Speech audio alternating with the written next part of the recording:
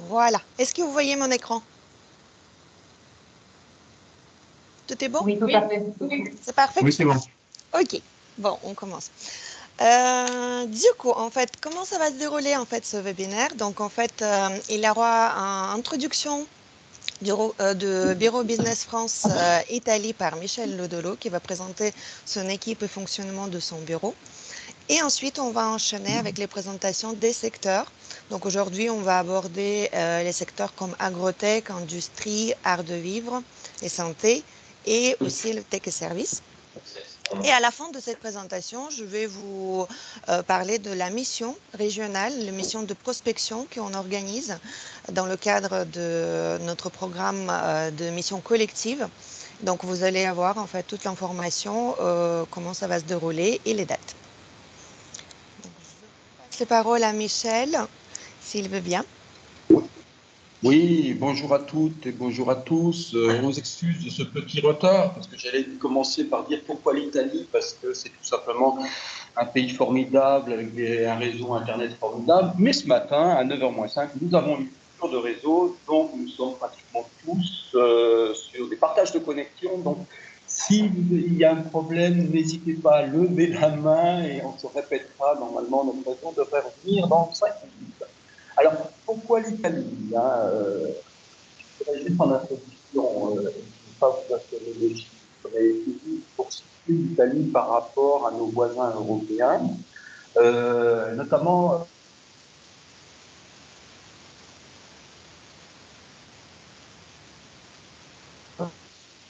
politique. Et il faut savoir que l'Italie est le second partenaire commercial de la France. Le montant d'exportation française en Italie a été de 39 milliards l'année dernière et celle des importations de 46 milliards. Donc,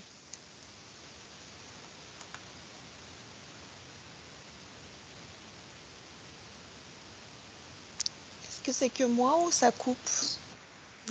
Oui, voilà. Non, c'est pas que vous, on entend très mal, ça coupe. Ah, alors. Enlevez peut-être la caméra pour qu'on ait la bande passante pour le son. Oui, peut-être les caméras, oui, effectivement.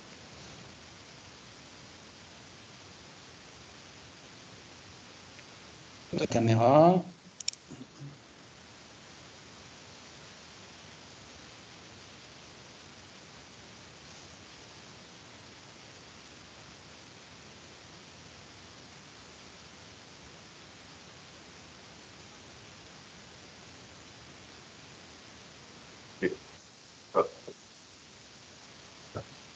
Et voilà.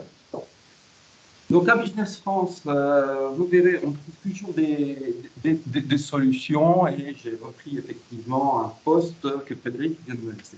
Donc, comme je vous disais, au niveau des échanges, l'Italie est un partenaire majeur pour la France et pour la France, l'Italie est évidemment un partenaire majeur.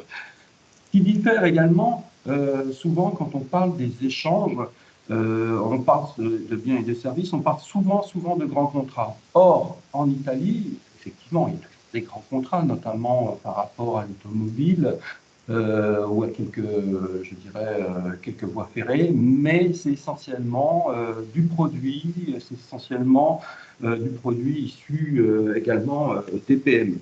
Donc, tous les secteurs d'activité sont concernés, que ce soit l'agroalimentaire, le luxe, la tech, la santé, l'industrie.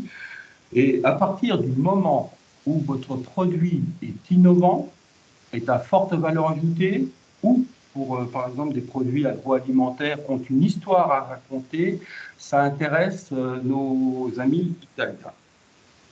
Alors, le deuxième point également, et ça aussi, j'aimerais bien mettre l'accent dessus, c'est que l'Italie bénéficie de la plus grosse enveloppe de fonds européens dans le cadre des plans de relance.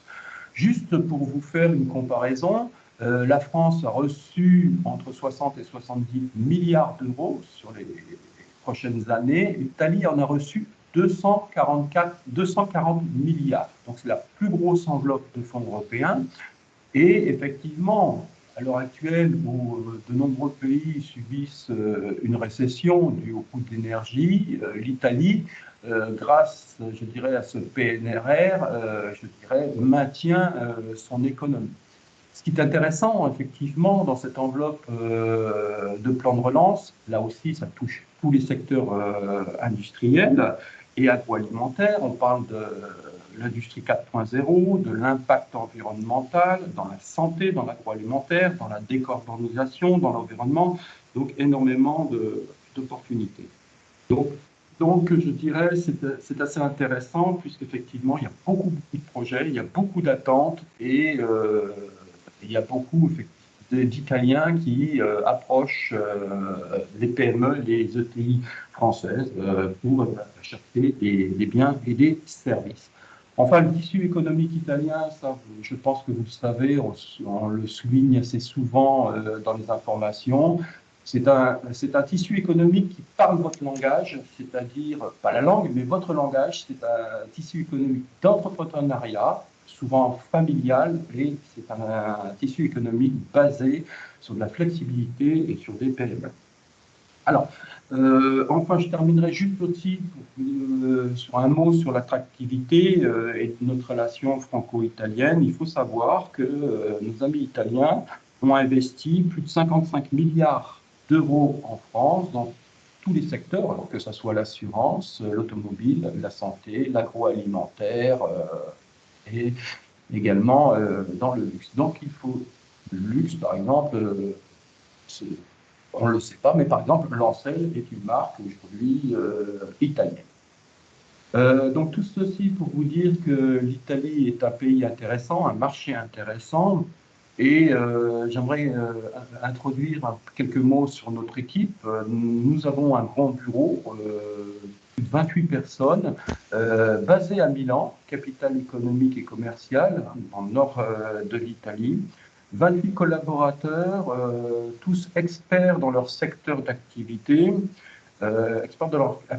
Chaque année, nous accompagnons près de 450 ETI et PME avec des résultats concrets. Quand on parle de résultats concrets, effectivement, c'est souvent les sociétés arrivent à avoir leur contact, arrivent à signer un contrat ou arrivent à s'implanter en fonction de la stratégie de l'entreprise en France.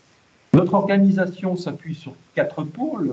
Les 4 pôles, chaque chef de pôle va prendre la parole.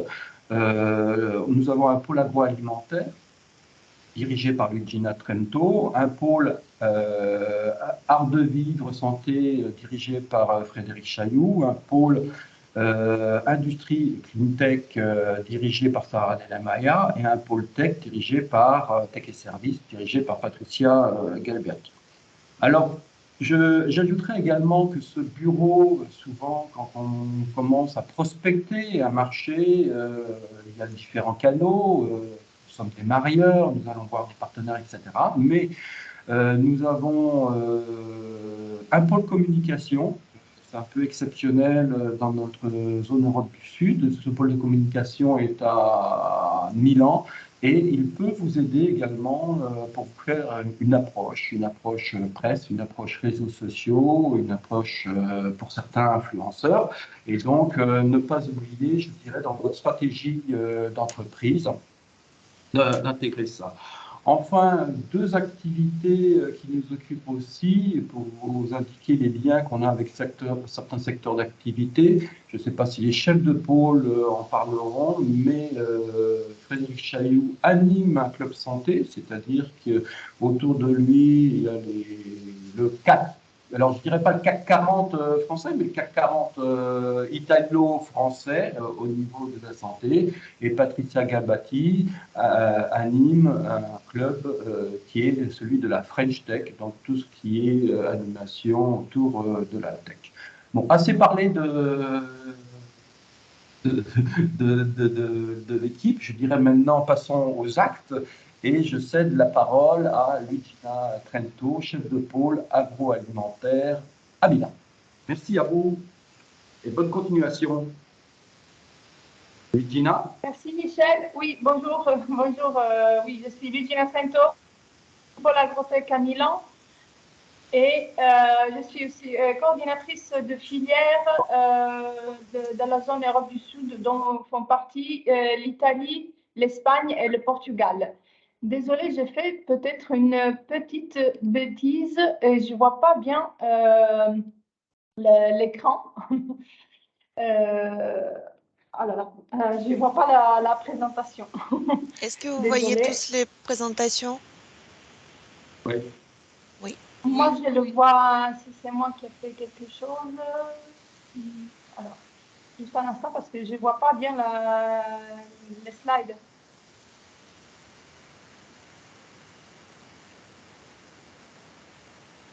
Juste un instant, parce qu'il faut que je règle ce problème aussi, désolée.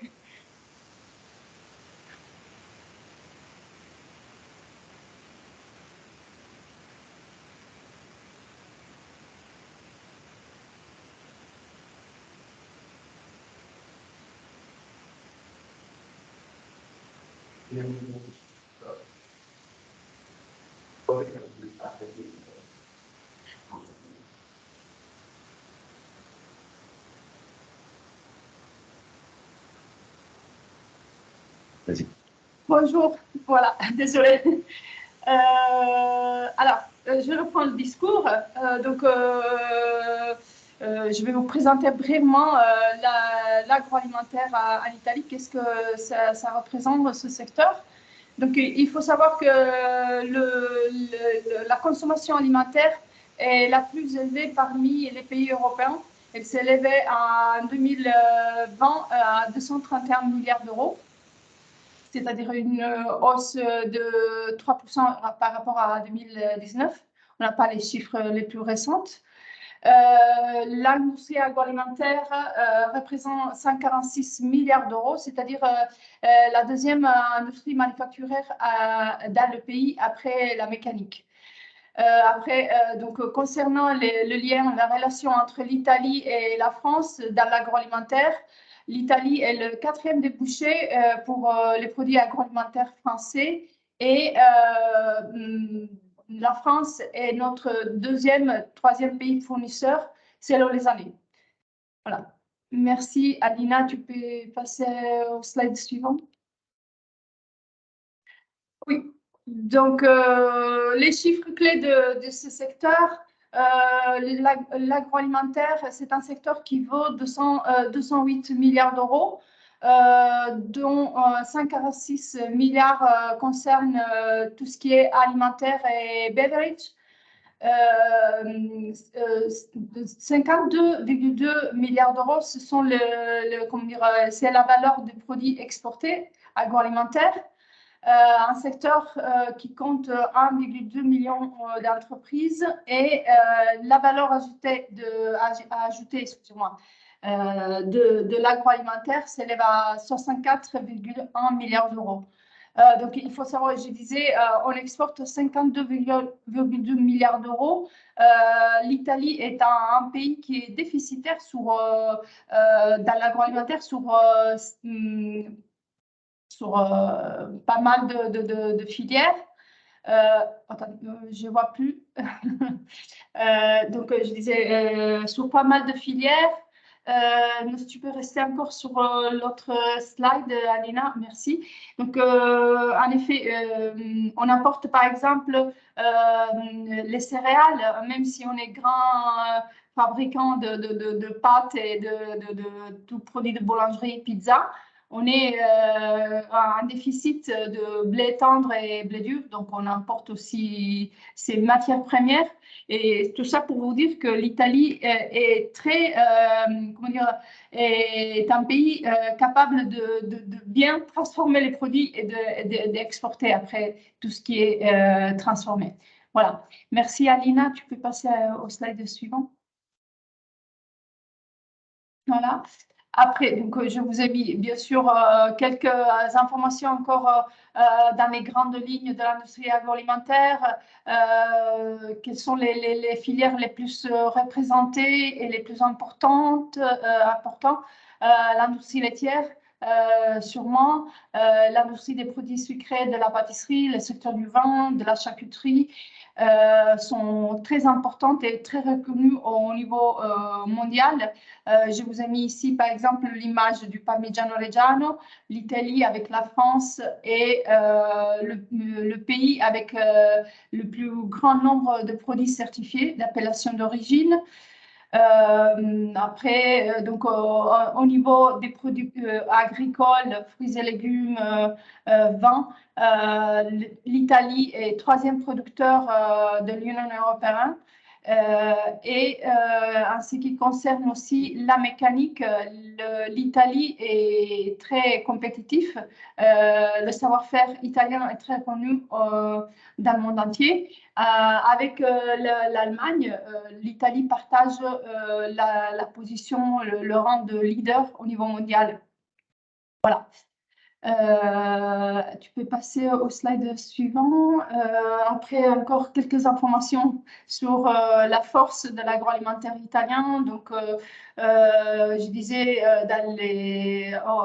tout à l'heure que la valeur de l'industrie agroalimentaire s'élève à 64 milliards d'euros, c'est-à-dire 3 fois l'automotive français et espagnol et plus que le double de l'ensemble de l'aérospatial français, allemand et anglais. Premier exportateur et producteur aussi de pâtes au niveau mondial. Deuxième producteur de fruits en Europe. Premier producteur de riz.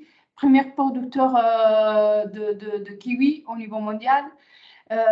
Premier consommateur de tomates et premier producteur au monde de vin. Et deuxième exportateur de vin après la France. Voilà. Et concernant aussi la richesse d'architecture et du paysage, l'Italie est parmi les premières destinations eno-gastronomiques au niveau mondial. Quelques mots sur la distribution alimentaire. Donc, en Italie, la distribution alimentaire est très fragmentée, n'est pas concentrée comme en France sur les 4 ou 5 leaders du marché.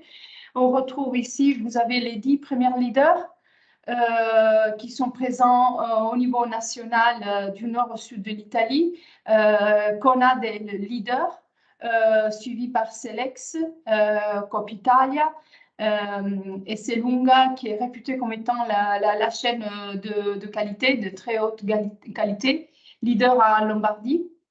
Juste pour, est aussi la chaîne qui facture le plus au niveau mondial, et c'est Lunga facture environ 16 000 euros au mètre carré. Tandis que la moyenne s'élève à 10 000 euros au mètre carré. Carrefour a beaucoup perdu sur le marché italien et actuellement se positionne au 7e rang des distributeurs. Après, vous avez parmi les leaders aussi les discounts. Eurospin, c'est un discount italien qui compte 1100 points de vente. Lidl et l'allemand Lidl, et après on a aussi Medi et Agora Network. Concernant les distributeurs français, donc on retrouve en Italie Carrefour Italien, Leader Price, le discount français, et Banco Fresco, c'est-à-dire l'équivalent de Grand Frais, qui a ouvert récemment son 9e point de vente dans la région de Lombardie, à Cremona, il me semble.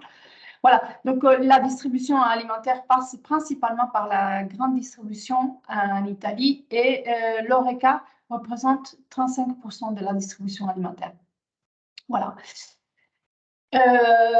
Donc, quelques mots sur quels sont les produits recherchés dans ce pays, les produits alimentaires. Donc, on peut distinguer 2 catégories de produits. Des produits qui sont très connus par les Italiens, par les professionnels, par les consommateurs, comme par exemple les produits de la mer, les huîtres, et les fruits et légumes de contre-saison aussi. C'est-à-dire, les Italiens sont les premiers producteurs, je disais peut-être auparavant, premiers producteurs et consommateurs d'artichauts. L'Italie est la première destination d'artichauts français. Parce qu'en effet, le calendrier est parfaitement complémentaire au calendrier italien. L'Italie produit entre octobre et mai, et la France démarre en effet au mois de mai et s'arrête au mois de novembre. Donc, première destination pour l'artichaut français. Ou l'abricot aussi, par exemple. Ah, je vois... Je vois plus la présentation. Ah, ok, d'accord. Donc, pour revenir aux fruits et légumes, les abricots aussi, sur les variétés tardives, parce que notre calendrier s'arrête au mois de juillet et la France continue jusqu'au mois de septembre. Et donc, tout ce qui est viande avec label, les volailles, la viande bovine, la viande ovine, dans les produits de la mer, hormis les huîtres, on est aussi très demandeur de produits de débarquement, de tout produit de la mer, parce qu'en effet, l'Italie est déficitaire. Seulement 35% des produits consommés en Italie, des produits de la mer consommés en Italie, sont nationaux. Donc, c'est-à-dire 65% des produits consommés en Italie, produits de la mer, sont importés. Après, donc les fruits secs aussi, la noix française est très recherchée. Je sais que ce n'est pas la bonne région de la Normandie, mais en tout cas, je tenais à vous le signaler. Et donc, après, dans les vins aussi, on a beaucoup d'intérêt vers les vins d'appellation et les champagnes. Et je disais l'autre catégorie sous lesquelles il faudrait faire, qui ne sont pas trop connues, qu'il faudrait faire un effort de communication pour faciliter et favoriser la consommation, ce sont auprès des consommateurs, ce sont certains produits laitiers comme le beurre, la crème fraîche et aussi dans le machinisme, tout ce qui est équipement et industrie agroalimentaire innovante. Des solutions qui permettent de réduire l'impact environnemental et baisser aussi la consommation et réduire la consommation énergétique. Après, juste quelques mots sur au niveau de l'approche. Donc, bien sûr, il faut arriver en Italie avec une documentation rédigée, traduite en italien. Les Italiens apprécient, et parce que surtout, moi je parle du secteur agroalimentaire, pas tout le monde connaît le français ou l'anglais. Donc, avoir une documentation en italien, être réactif, parce que les Italiens sont très réactifs, et donc ils s'attendent de leurs futurs fournisseurs la même réactivité. Et être aussi à l'écoute des exigences et des besoins de votre interlocuteur italien. Et après, donc, dans le cadre d'un partenariat commercial, il faut être très patient parce que avant d'entamer justement une relation commerciale, il faut soigner l'opérateur, il faut le rencontrer plusieurs fois, c'est-à-dire un seul rendez-vous ne suffit pas. Voilà. Donc, après, Alina, je voulais juste dire quelques mots sur notre programmation 2023. Donc, dans l'agroalimentaire, on aura donc des événements dédiés à plusieurs filières. Dans le vin, on aura une dégustation fin février dédiée à tout vin champagne. Au mois d'avril, une dégustation dédiée uniquement au rosé. Après, au mois de mars, on organise une rencontre avec des opérateurs qui sont surtout dans le circuit Horeca et dans les épiceries fines et dans les GMS haut de gamme. C'est le cas, par exemple, del Viaggiator Goloso ou Esselunga. Fin juin, on organise une venue d'acheteurs en France, d'acheteurs des produits de la mer. dont l'acheteur est Selunga. Et donc, on couvre en effet dans cet événement tous les circuits de distribution. Et il y aura aussi au mois de juin la mission Normandie, bien sûr, en Italie. Et au mois d'octobre, une rencontre sous le salon Chibustec, c'est le salon de l'industrie agroalimentaire, donc équipement pour destiné à l'industrie agroalimentaire. Voilà. J'ai terminé ma partie, merci, et je laisse la parole à ma collègue Sarah Delamere. Donc, bonjour à tous, je m'appelle Sarah Delamere, je suis le chef de pôle Industrie Cleantech ici à Milan. Je vais vous présenter rapidement le panorama industriel en Italie avec quelques slides et en me focalisant sur deux secteurs porteurs qu'on verra par la suite, l'aéronautique et l'automobile. Donc, l'industrie. L'Italie, elle est la 7e puissance manufacturière mondiale.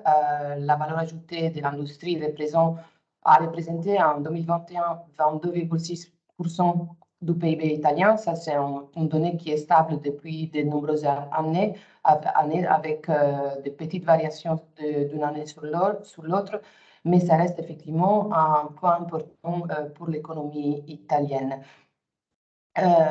L'Italie est composée d'un tissu industriel très dense et très dynamique. Les sociétés se concentrent dans le nord du pays, notamment dans les régions de la Lombardie, tout d'abord, du Piémont et de l'Émilie-Romagne et les Vénéties. Donc, ce sont vraiment les régions du nord du pays. C'est un tissu composé essentiellement par des petites entreprises ou des petites et moyennes entreprises, et aussi des tout petites entreprises avec moins de 10 salariés. Donc, c'est un tissu très dense avec un degré de spécialisation très élevé. Donc, ce sont des sociétés qui ont su développer des compétences très fines et très pointues et qui se coordonnent souvent, se collaborent en composant des filières structurées qui se concentrent dans des zones géographiques et qui, en fait, donnent lieu à des districts industriels très spécialisés. C'est le cas, par exemple, on voit dans les plans à droite, on voit l'Italie, on voit des couleurs. Donc, par exemple, l'orange, c'est tout ce qui est métallurgie et mécanique, et qui se concentre en Lombardie, dans la zone, dans les départements de Bergame et de Brescia, et qui héberge en fait une filière qui est parmi les leaders mondiaux dans ce secteur. Autre exemple, en vert, en fait, c'est la Toscane avec la mode. Bien sûr, l'agroalimentaire en bleu qui se concentre dans la plaine du Pô. Et on voit aussi dans les Piémont une concentration très forte de tout ce qui est production des moyens de transport. Notamment l'automobile et l'aérospatiale, mais on en parlera plus tard. Quelques mots aussi encore sur les PME. Sont des entreprises à conduction souvent ou presque toujours à conduction familiale, avec donc une longue tradition et très implantée, très fortement liée au territoire, mais aussi très ouverte aux nouveautés, à la collaboration, toujours à la recherche des collaborations et en Italie comme à l'étranger. Et des sociétés qui ont la capacité aussi de... pardon, c'était l'écran qui s'était changé. Je disais, des PME voilà, à la recherche des collaborations et des fournisseurs en Italie et à l'étranger. Un point aussi important en évolution du marché des dernières années, c'est un changement au niveau de la relation classique client-fournisseur. C'est-à-dire que dans l'industrie en Italie, pour vendre en Italie ou pour se positionner en Italie, il ne suffit pas d'arriver sur le marché et proposer ses produits. Il faut souvent travailler avec les clients, collaborer pour développer un cahier des charges, pour personnaliser le produit. Et tout cela, en fait, ça demande du temps. Et ça rallonge, ça fait augmenter les délais de transformation du moment où on rentre en relation avec un potentiel client jusqu'à la signature de contrat et à la livraison des produits. Donc, tout ça représente un investissement pour les fournisseurs qui doit être en mesure d'être assez solide pour en fait suivre les clients, attendre la réalisation du projet pour enfin réussir à vendre son produit. On peut passer à la slide suivante, peut-être, Aline. Oui, là voilà. Cette slide, c'est un petit résumé des tendances et des perspectives pour l'industrie en Italie divisée par secteur. J'ai décidé de l'insérer pour, en fait, je ne vais pas refaire l'historique de la pandémie du Covid des années 2021, 2022, etc. Mais c'est juste pour montrer qu'après 2 années de chutes généralisées dans tous les secteurs industriels, on voit qu'en 2022, il y a il y a une reprise dans la plupart des secteurs d'activité, donc avec une inversion de la tendance négative des années précédentes. Cependant, les prévisions pour 2023 restent tièdes, c'est-à-dire que dans certains secteurs, il y a une prévision de croissance, c'est en bleu dans les graphiques à droite, mais à cause il y a des effets perturbateurs qu'on connaît tous, notamment les conflits en Ukraine qui ont engendré en fait une crise énergétique importante avec des répercussions sur l'ensemble du système productif italien et qui on voit bien dans les secteurs, par exemple, mécanique, mobilier, métallurgie, qui sont les plus demandeurs d'énergie et dont les prévisions pour 2023 sont dans un ralentissement avec un -2, -3%. Donc, il n'y aura pas de croissance probablement, mais en inversion des tendances par rapport aux années des pandémies, sans doute. Des belles perspectives, en revanche, pour l'année 2024, où on estime, les estimations en fait sont d'une reprise nette et d'une situation plus stable, répandue sur l'ensemble des secteurs industriels, avec de belles performances, comme par exemple l'automobile et moto, ou bien l'ensemble de l'industrie manufacturière, avec des taux de croissance prévus de 4%, qui pour l'Italie restent des résultats très bons. Voilà. On peut passer à la slide suivante. Je voulais aussi parler rapidement d'un des éléments qui a caractérisé l'industrie ces dernières années, notamment l'industrie 4.0. C'est un projet qui a démarré en 2016 suite à une réflexion menée sur les années précédentes et un constat. Le constat, c'était l'obsolescence du système productif italien, les besoins de modernisation pour faire face à un marché qui allait toujours plus vite et qui demandait de plus en plus de la modernisation, de l'innovation et une structuration dont l'Italie ne disposait pas. Donc, beaucoup de ressources ont été mises en place avec ces plans qu'on appelait à l'époque Industrie 4.0, avec des outils comme l'hyperapportissement pour les investissements dans les biens à la fois matériels qu'immatériels, crédit d'impôt pour la recherche et le développement et la recherche et l'investissement, et les financements des centres de compétences. Les centres de compétences, l'idée était d'essayer de structurer ou donner un peu plus de structure aux districts et aux collaborations informelles entre les sociétés italiennes, en donnant, par exemple, avec des collaborations entre l'université et les sociétés, la mise à disposition ou la création de laboratoires dédiés pour les tests, pour les homologations, pour les certifications, etc., afin de créer un cercle vertueux, en fait, qui vous pouvez permettre d'augmenter la compétitivité du système italien, tout simplement. Ces plans ensuite a évolué en 2018 en devenant entreprise 4.0 avec les mêmes finalités et en gardant tout simplement l'outil du crédit d'impôt pour la formation. Aujourd'hui, ces plans s'appellent transition 4.0. Ça a été maintenu et va être maintenu jusqu'à 2025 avec toujours les crédits d'impôt et avec des nouveaux crédits d'impôt qui se couplent en fait avec les ressources aussi du plan de résilience, plan national de relance et de résilience dont Michel parlait tout à l'heure, qui effectivement est mis à disposition des ressources très importantes pour l'Italie et pour l'industrie.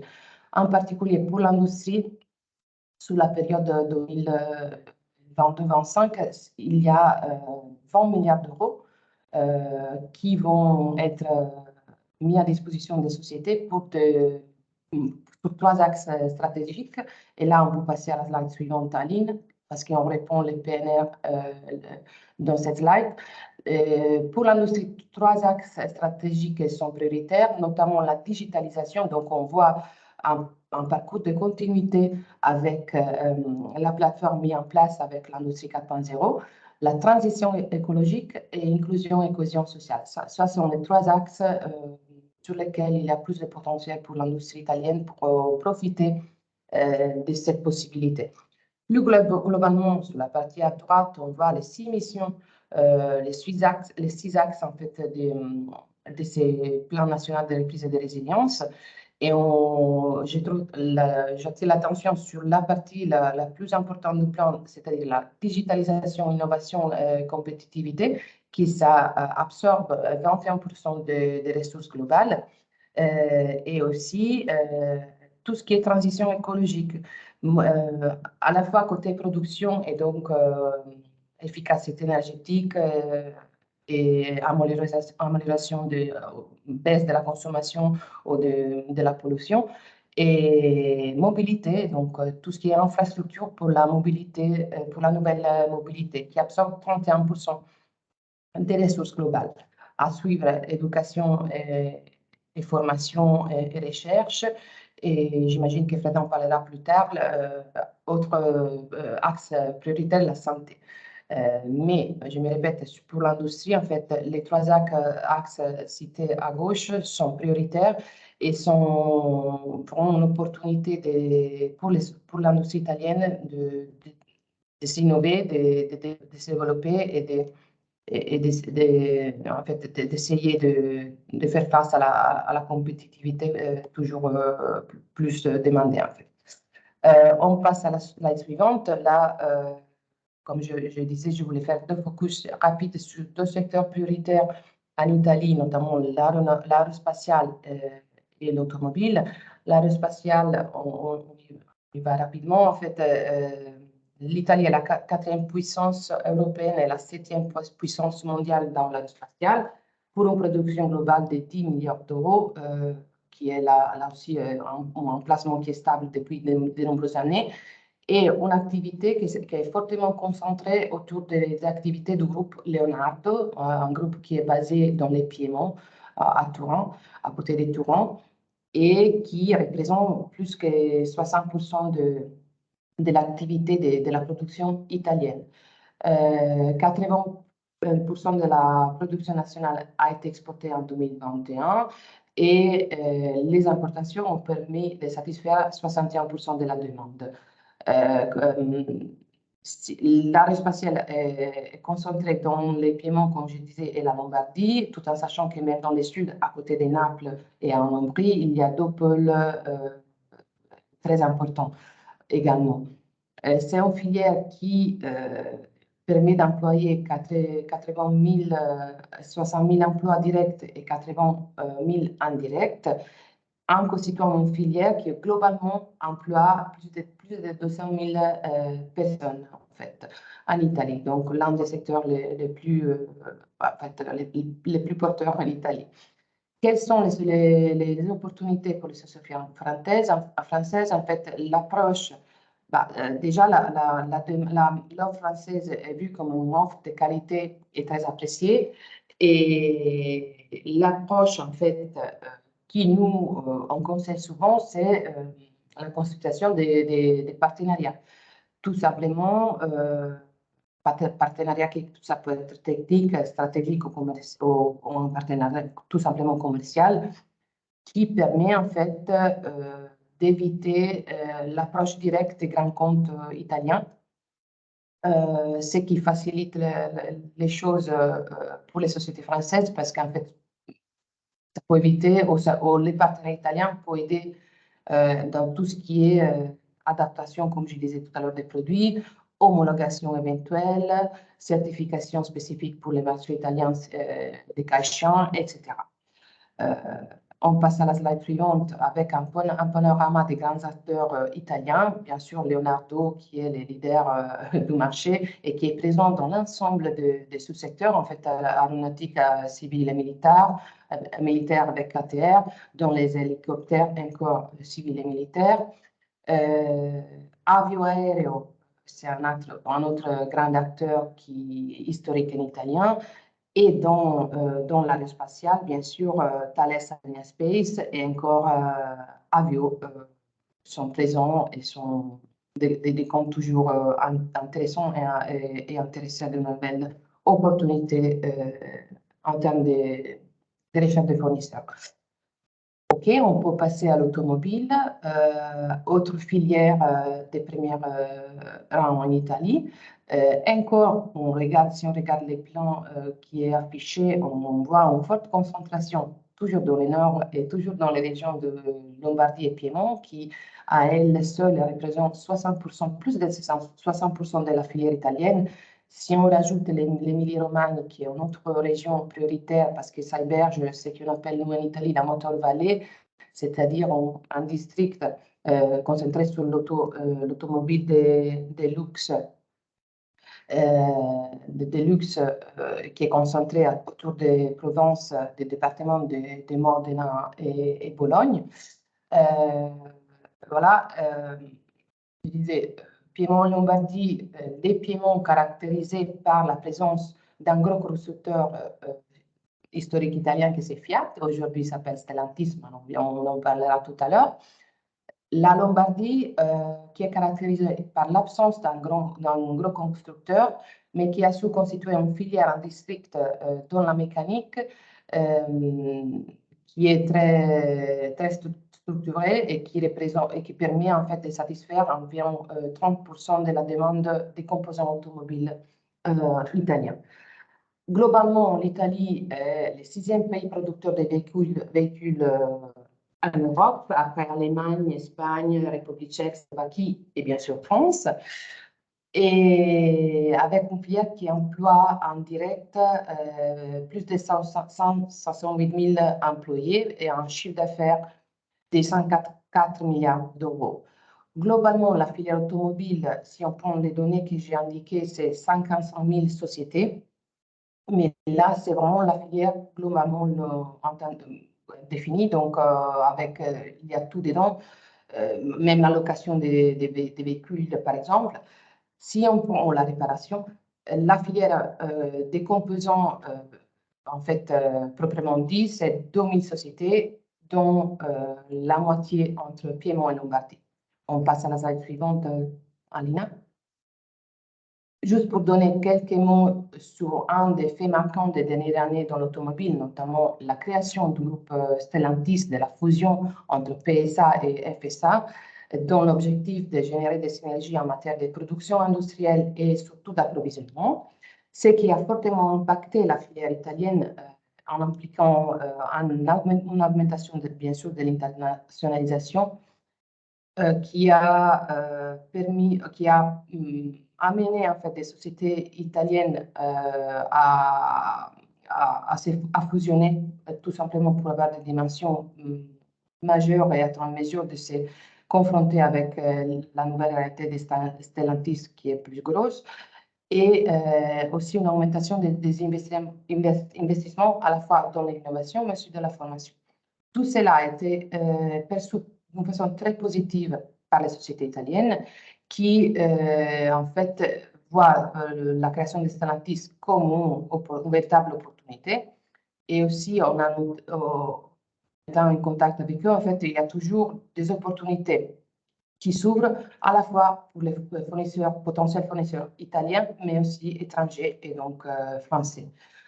quelques mots, je vais vite parce que le temps passe vite, sur la perception de l'offre française en Italie. Donc, disons que globalement, l'offre française est considérée comme performante, innovante et compatible avec les attentes des besoins italiens. Les grandes marques françaises comme Renault, Peugeot, Citroën sont bien implantées sur le territoire et dotées d'une bonne image. A bien positionné en termes aussi des parts de marché, les grandes marques, les grands noms, mais aussi toute la filière qui va avec. Donc, si un fournisseur français se propose en Italie, généralement est bien reçu, et bien, les Italiens sont bien disposés. Voilà. Voilà ce que je voulais dire, plus ou moins. S'il y a des questions après sur des secteurs spécifiques que je n'ai pas cités, je suis à disposition, bien sûr.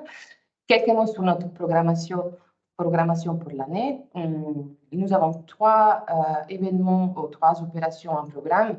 Les mois de juin pour les secteurs de l'efficacité des énergies renouvelables et transition énergétique. Donc, on va organiser nous des B2B avec des opérateurs italiens.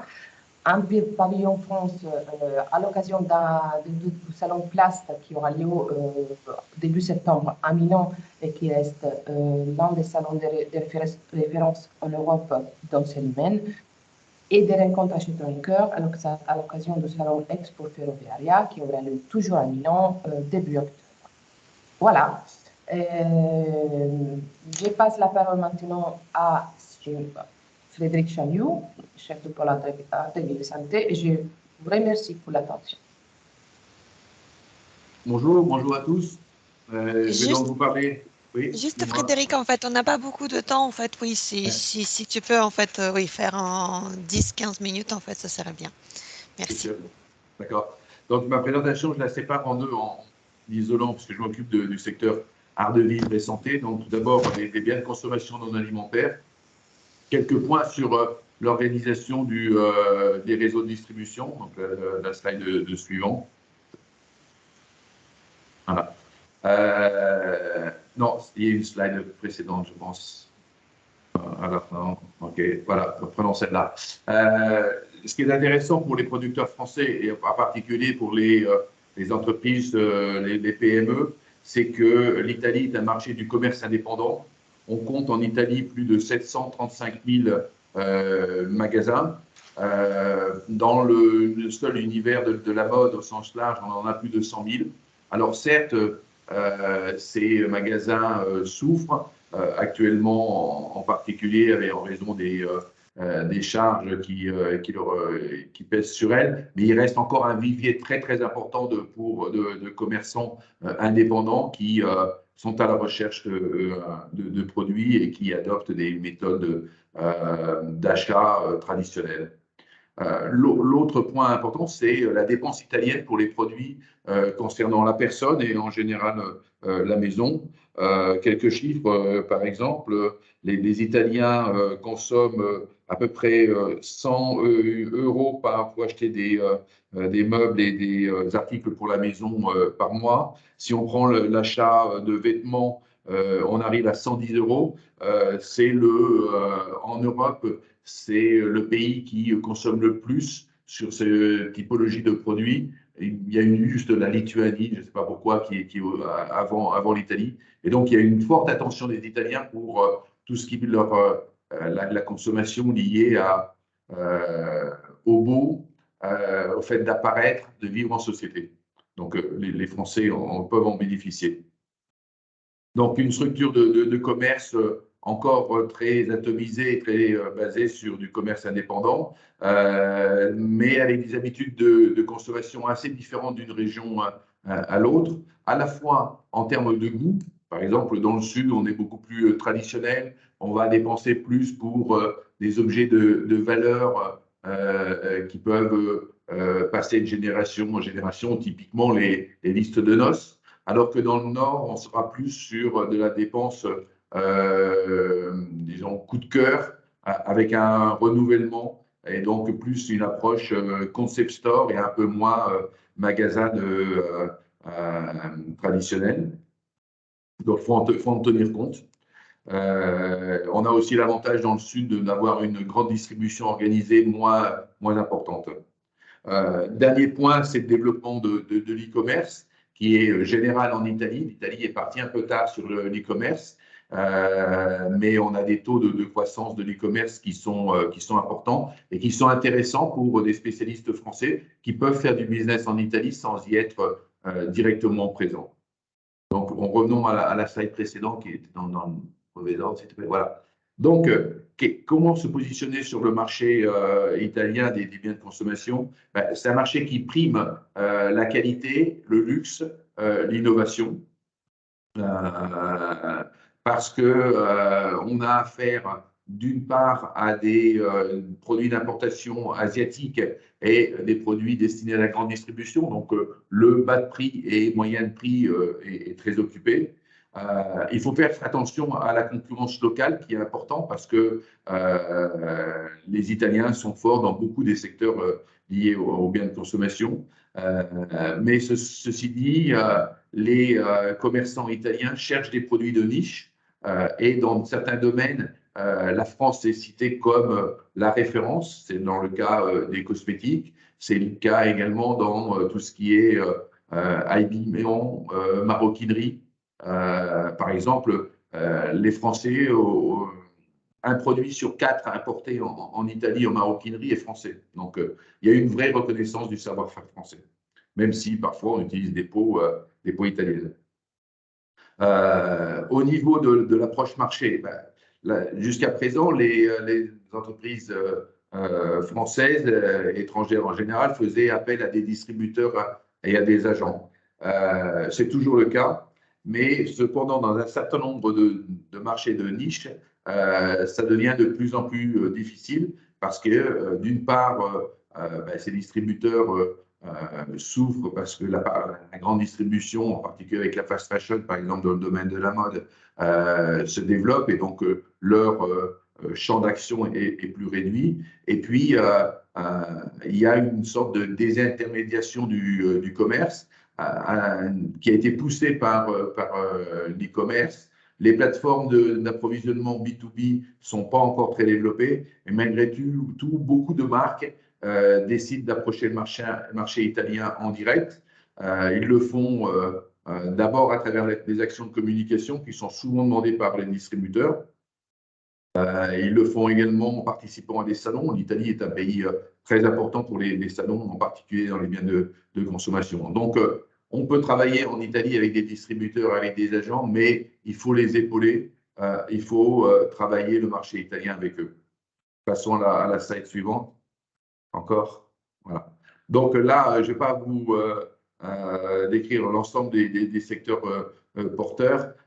Juste un point, l'e-commerce, il y a eu un taux de croissance de près de 30% sur les biens de consommation, ce qui est supérieur au développement de l'e-commerce en général en Italie.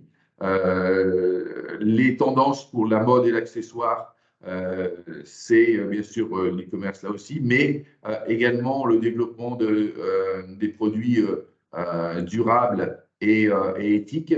En sachant que l'Italie, là encore, est un peu en retard. Donc, l'expérience que vous avez pu développer en France vous sera utile pour approcher le marché italien. Au niveau de la maison, c'est la priorité numéro 1 des Italiens qui sont en très, très grande majorité, aux alentours de 87% propriétaires de leur logement. 67% d'entre eux ont des projets de rénovation pour les 2 années qui arrivent. Ils sont aidés en ça par des aides fiscales importantes, puisqu'on arrive à couvrir 110% des dépenses liées à la rénovation et les économies d'énergie dans les maisons. Donc, il y a un gros marché de la rénovation. Le jardinage qui a eu un boom au moment de la Covid et qui reste très important. Le nautisme, même si c'est un marché un peu difficile parce que c'est un marché très éclaté, on a à peu près 800 opérateurs de la distribution du nautisme en Italie. Et le nautisme italien est un nautisme basé sur les bateaux à moteur. Donc, l'offre française qui est plutôt orientée vers le petit nautisme et la voile est parfaitement complémentaire. Le tourisme, la culture, c'est un secteur en forte expansion. L'Italie est la 5e destination, mais a des ambitions bien plus importantes, d'autant plus que la consommation faite par les touristes étrangers en achat de produits de mode, de cosmétiques, s'avère de plus en plus importante. Donc, il y a une vraie attention au secteur du tourisme qui a été toujours un peu délaissé parce que c'est géré par les régions et pas par l'État. Mais on voit une forte accélération, en particulier pour tout ce qui est travel tech et le marché du contract, c'est-à-dire les équipements des hôtels et des restaurants qui sont là aussi indépendants, qui ont besoin de se rénover et de monter en gamme. Et au niveau des tendances du tourisme, le développement se fait autour de tourisme un peu mineur. On n'abandonne pas, mais les capacités de développement du tourisme dans les villes d'art et les bords de mer est limitée, alors que tout est fait pour développer le tourisme enogastronomique, le tourisme sportif qui s'organise autour de la marche, du vélo par exemple, et puis la découverte de lieux moins connus, des régions comme les Marques, les zones de campagne et certaines régions du sud de l'Italie qui sont encore méconnues du grand tourisme. Cosmétique, le secteur dans lequel, par excellence, de la production française. Les marques de cosmétiques sont avant tout françaises, même si souvent elles utilisent des sous-traitants italiens pour la production. On est au 3e marché européen. Les femmes italiennes consomment 300 €, un peu plus de 300 € de produits cosmétiques par an, jusqu'à 8 produits chacun. Et donc là, on a un secteur sûr qui continue à être très porteur. Dans les cosmétiques, je mettrai également les compléments alimentaires. On consomme en Italie 4 fois plus de compléments alimentaires qu'en France, par exemple. Donc, vous voyez, il y a énormément de secteurs dans lesquels positionner les produits français. Ce qui est important, je répète, c'est d'avoir des produits de qualité, innovants et si possible, luxe. Passons au point suivant concernant la santé. Encore, avançons. Slide suivant, voilà. Donc, ce qui est important de comprendre au niveau de la dépense de santé italienne, c'est que l'organisation est très différente de l'organisation française. L'État fixe les règles, définit des niveaux de soins garantis à tous les Italiens et distribue l'argent aux régions. Mais ce sont les régions qui décident de la façon dont ils organisent leurs services de santé. Ce sont les régions, à travers des unités territoriales, qui font les achats et qui peuvent éventuellement, mais de façon marginale, s'appuyer sur les mairies. Donc, c'est un secteur, disons, jusqu'à présent, très ancré sur la dépense publique et très ancré sur la dépense de l'hôpital. Le budget de la santé représente 7% du PIB. C'est le budget public, auquel il faut rajouter 2% de dépenses privées. Mais à la différence de la France, les dépenses privées et publiques ne se somment pas. C'est-à-dire que vous n'allez pas chez un médecin et puis votre mutuelle vous rembourse le tiers payant. En Italie, vous choisissez, soit vous allez dans le système public et vous ne paierez qu'un ticket. Selon les régions, il varie, parfois il n'existe pas. Soit vous décidez d'aller voir un médecin privé parce que vous décidez que vous voulez aller voir le meilleur spécialiste dans un secteur, ou parce que simplement il y a des temps d'attente dans le système public qui sont trop importants pour vous. Et si vous allez dans le privé, vous allez payer, faire des dépenses out of the pocket et vous ne serez pas remboursé. Seulement 10% des Italiens ont des mutuelles.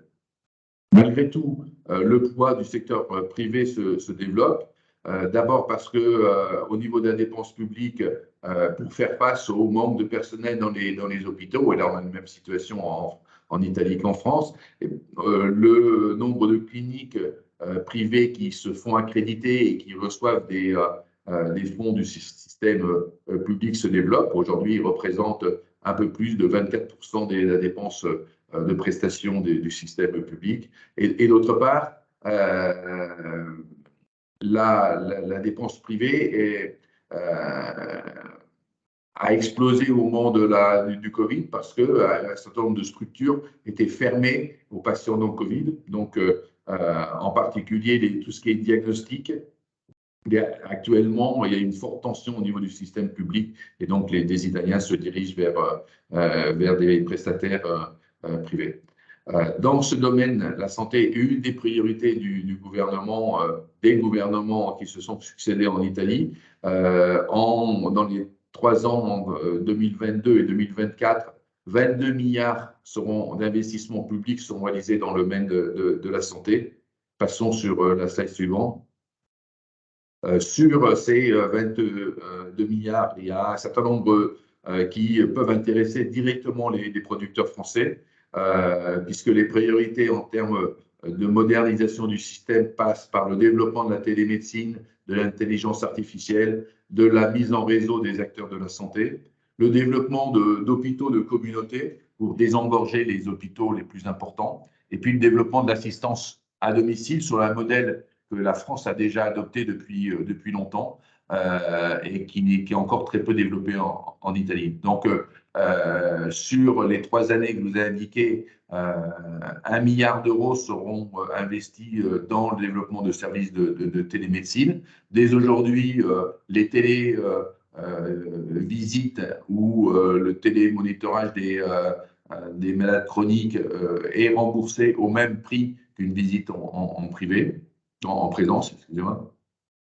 Le développement et la généralisation du dossier médical au niveau de la structure hospitalière de la région et nationale. Il y a 1,380 milliard qui seront investis dans ce domaine-là.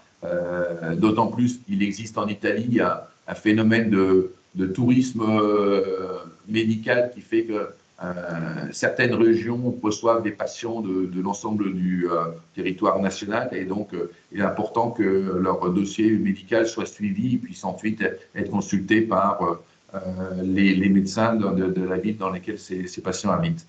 Et puis les hôpitaux, avec un renouvellement des appareils et des systèmes informatiques. Les appareils, c'est des appareils de diagnostic et on comprend bien que ce renouvellement qui passe par des appels d'offres prime avant tout l'innovation, la connectivité, l'intégration de solutions d'intelligence artificielle. Et si les Italiens sont assez forts au niveau de production pharmaceutique, en termes de dispositifs médicaux, ils sont très dépendants des importations et spécialement des importations provenant de pays développés comme bien sûr les États-Unis, l'Allemagne, mais également la France.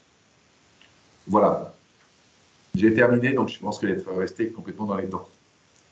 Je passe la parole à ma collègue Patricia. Patricia. Merci, Oui, bonjour.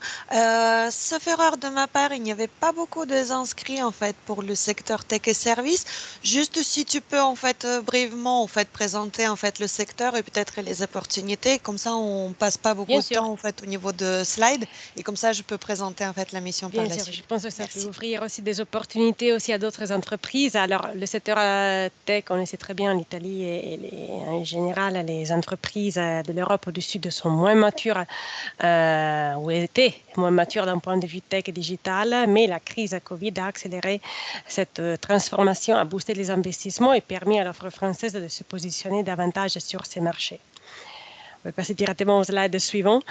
Donc, le marché numérique a atteint une valeur globale de plus de 75 milliards d'euros en 2021, une croissance de plus 5,7% par rapport à l'année précédente. Et ces investissements sont, comme mes collègues ont eu l'occasion de le dire également, sont soutenus par le plan de relance italien qui a destiné, pour ce qui concerne la digitalisation et l'innovation, plus de 50 milliards d'euros. Donc, si vous voyez un peu la composition des 6 missions, la répartition des 6 missions principales du plan de relance et des autres fonds complémentaires qui sont rajoutés, la composante sur bleu, sur la digitalisation est très, très importante en termes d'investissement. Donc, ces investissements, comme je vous disais, visent à soutenir la digitalisation et la transformation numérique du pays puisque cela concerne également l'administration publique, mais également les entreprises, donc les systèmes productifs. Quels sont les secteurs qui investissent le plus? On peut identifier 3 macro-groupes d'entreprises, de secteurs. D'abord, les grands consommateurs en termes de volume de tech, d'investissement, sont toujours les telcos, les télécommunications et les médias, qui sont déjà fortement digitalisés, qui continuent à être les plus friands d'innovation digitale. Un autre groupe, ce sont les banques, qui ont montré une grande résilience durant la crise sanitaire pour garantir la continuité des services et se sont aperçus de tous les potentiels numériques, donc elles continuent d'investir. Et les industries, comme Sarah le disait, qui peuvent profiter de cette période pour se renforcer grâce au fonds du plan de relance. Un deuxième groupe, une deuxième catégorie d'entreprises a déjà fait des investissements importants et d'autres sont attendus pour 2024, notamment pour ce qui concerne l'administration publique.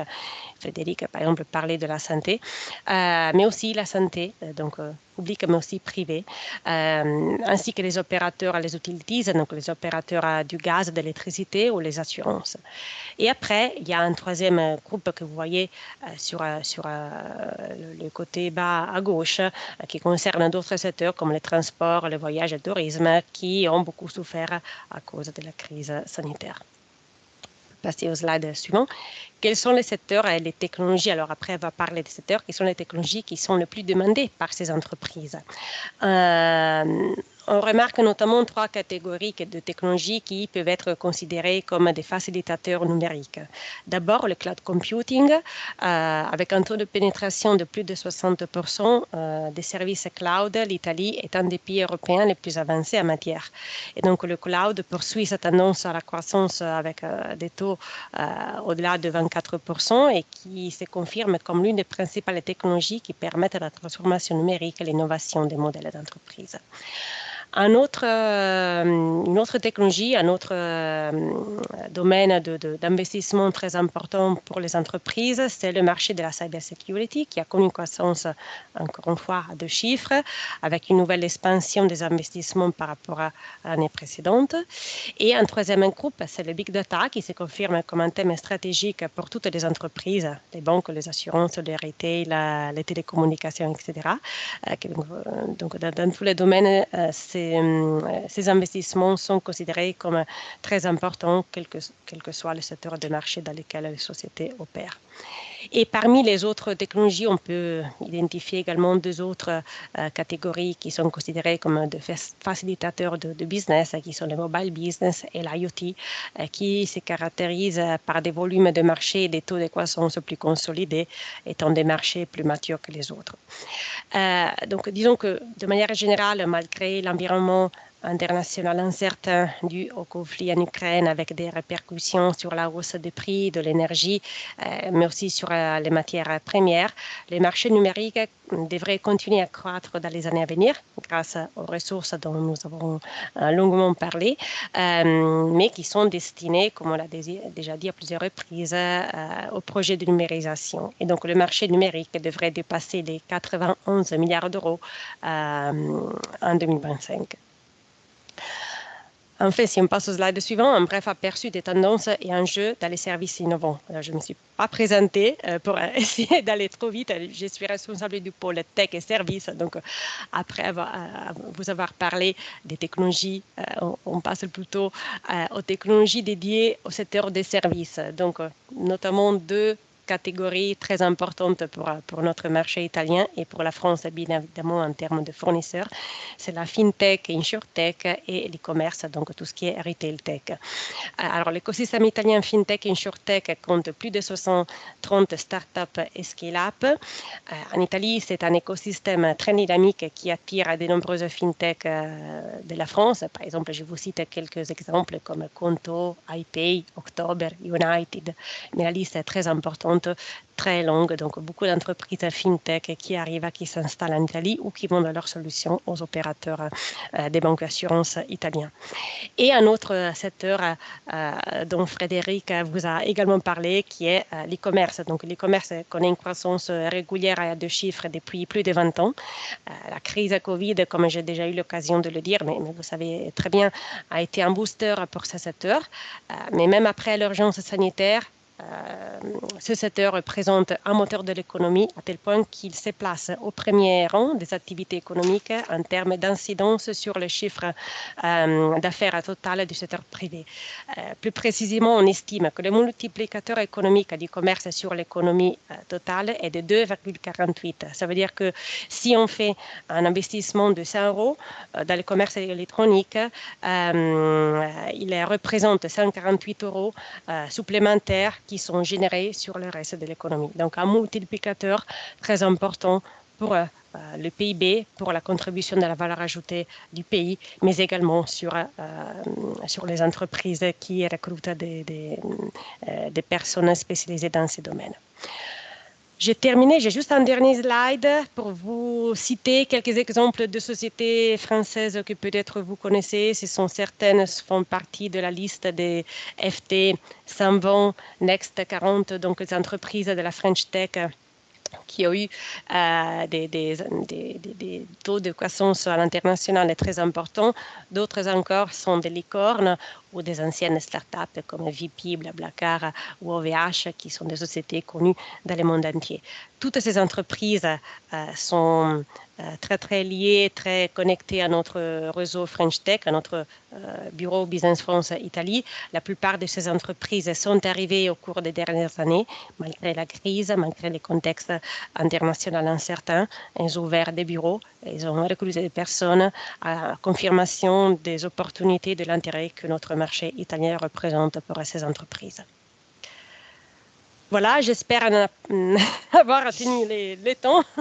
J'ai fait vraiment très vite, mais je vous laisse nous poser des questions si vous en avez, et surtout à Alina vous présenter la mission qui aura lieu en Italie justement au mois de juin cette année. Oui, merci à tous en fait pour vos interventions. Donc oui, effectivement en fait toutes les informations que vous avez obtenues aujourd'hui, en fait, c'était dans le but de vous présenter le marché italien et vous donner envie de prospecter sur ce marché.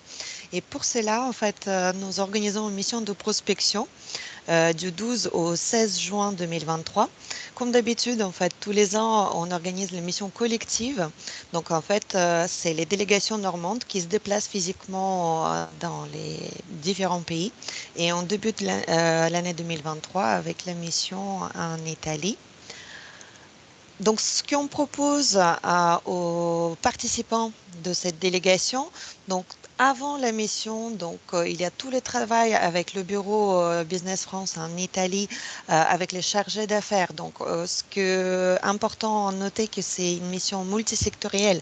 Donc, en fait, il y a plusieurs secteurs qui sont les participants, les entreprises participants viennent de plusieurs secteurs. Donc, en fait, pour chaque entreprise, il y a un chargé d'affaires avec qui vous travaillez en fait sur le ciblage et par la suite sur la prospection. Donc, en fait, il y a validation du potentiel. Il y a le suivi individualisé en fait sur le travail ensemble ici en France avec votre conseiller international et référent, et à l'étranger avec le bureau. Et moi, en tant que chargée de mission, je vous propose appui à l'organisation logistique. Ça veut dire qu'en fait, il y a un vol commun, il y a les séquences collectives et un hôtel et tout. En fait, c'est déjà organisé en fait en tant que délégation. Et sur place, vous avez un cadrage collectif, vous avez des rencontres de prospects ciblés et aussi le dîner networking avec la communauté d'affaires locale. Sur le slide suivant, vous voyez le planning de séquence de cette mission. Donc, vous voyez bien qu'en fait, aujourd'hui, on est 24 janvier. Donc, en fait, il y a le webinaire de présentation du marché qui vous permet d'avoir en fait la visibilité et les opportunités. Et si votre intérêt il est confirmé, donc on vous propose un échange visio avec conseiller et le bureau pour justement en fait étudier votre projet et vous dire en fait est-ce que il y a le potentiel. Et si le potentiel il est bien confirmé, donc vous procédez à l'inscription pour cette mission. La date limite elle est 10 mars 2023. Et ensuite, on démarre la mission en 3 étapes. Donc, il y a une étape cadrage et préparation de mission. L'étape très importante qui dure de mars à mai, en fait, c'est l'étape de ciblage. Donc, le but, c'est de choisir entre 15 et 20 cibles auxquelles après, par la suite, le bureau il va prospecter et obtenir les rendez-vous B2B pertinents et sur mesure. Donc étape 2, en fait, c'est organisation du programme de rendez-vous et ensuite le déplacement physique du 12 au 16 juin, collectif, avec la délégation. Voici le programme sur place qui est toujours prévisionnel parce qu'il peut avoir les changements, mais aujourd'hui, en fait, on vous propose cet programme. Donc, en fait, le départ est le dimanche 11 juin. Et ensuite, en fait, lundi, vous démarrez la mission avec le parti collectif, donc la réunion de cadrage, et ainsi que le briefing individuel sur votre programme de rendez-vous sur mesure. Vous démarrez en fait ensuite le programme individuel et on va finir la journée du lundi avec le soirée dîner networking avec le comité d'affaires local pendant laquelle en fait vous pouvez vraiment échanger et le but c'est vraiment de créer le réseau. Et à partir du mardi 13, vous vraiment poursuivez votre programme de rendez-vous et par la suite, en fait, on démarre toujours à Milan cette mission, mais en fait, en fonction de votre planning de rendez-vous, vous pouvez être amené de changer les villes si nécessaire. Et aussi, vous allez être accompagné par le conseiller lors de cette mission et il y aura le dîner informel qui vont être organisés parmi en fait les participants de délégation. Important de noter que le retour sur Paris est libre parce qu'en fait, chaque entreprise elle va avoir son programme et en fonction des dates, vous êtes libre en fait de revenir. Ce qui concerne le budget, en fait, pour cette prestation, le tarif s'élève à 5 225 € par entreprise. Donc, il y a tout le travail qui se fait en amont. Vous avez, en fait, à Milan, le séquence collective, le briefing et le dîner. Et programme rendez-vous personnalisé à Milan et autres villes, si nécessaire, qui sont comprises dans ce tarif. Les prestations comme le frais logistique, donc à savoir le vol, l'hôtel, les transferts et les frais de bouche ne sont pas comprises dans ce tarif, ils sont à régler en fait à part. Vous avez 2 options, vous avez une option accompagnement au rendez-vous par un expert et vous avez une option comme c'était noté par Michel Lodolo, le package visibilité sur Internet du Business France Italie et le post sur les réseaux sociaux parce qu'en Italie, on a le pôle communication qui peut vous aider en fait avec la communication sur le marché italien. Pour financer en fait cette mission de prospection, vous avez plusieurs possibilités. Vous avez au niveau régional, vous avez dispositif d'impulsion export qui peut vous aider à subventionner en fait cette prestation au maximum de 50% de dépenses éligibles. Les dépenses en fait qui sont éligibles, c'est la prestation plus les frais logistiques. Donc vous pouvez en fait bénéficier de cette aide. Et vous avez assurance prospection qui peut vous aider en fait jusqu'à 65% de votre budget peut être couvert en fait par l'assurance prospection auprès de BPI France Assurance Export. Tout ça, bien évidemment, sous réserve d'éligibilité de votre entreprise. Si vous avez des questions sur la mission ou sur d'autres questions sur le secteur, n'hésitez pas à poser vos questions ou sinon on reste à votre écoute. Merci pour votre attention. Est-ce qu'il y a des questions?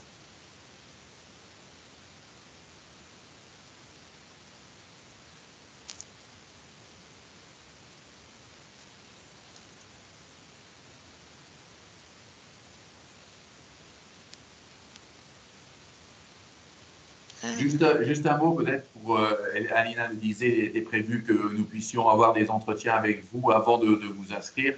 Donc n'hésitez pas, si vous avez des doutes sur la façon dont le marché italien pourrait recevoir votre offre et votre potentiel sur le marché, ben, nous sommes tous les quatre à votre disposition pour organiser avec Aline un rendez-vous et vous connaîtrez également comme ça la personne qui pourrait suivre la prospection que nous pourrions faire pour vous, donc nos collègues sectoriels qui travaillent avec nous. Voilà. Merci beaucoup. Oui, effectivement. Donc, en fait, si vous avez des questions, moi, je reste votre point contact. Par la suite, je vais vous envoyer la présentation et le replay de ce webinaire. Et voilà, toute l'équipe, elle reste à votre disposition.